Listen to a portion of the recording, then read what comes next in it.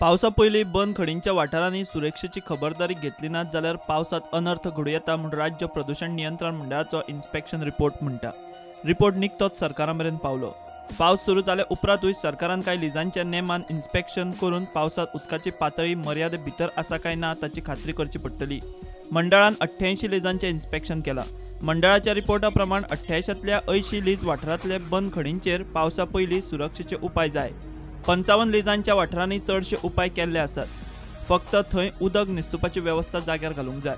24 लिजां वेले बंद खडींचेर सेफ्टीच्यो गजाली घालूंक जाय त्यो अश्यो: पावसात उदकाची पातळी मर्यादेत आसा काय ना तें पळोवंक नेमान इन्स्पेक्शन। खणींतल्या उदकाचेर पावसाळोभर नजर दवरची पडटली।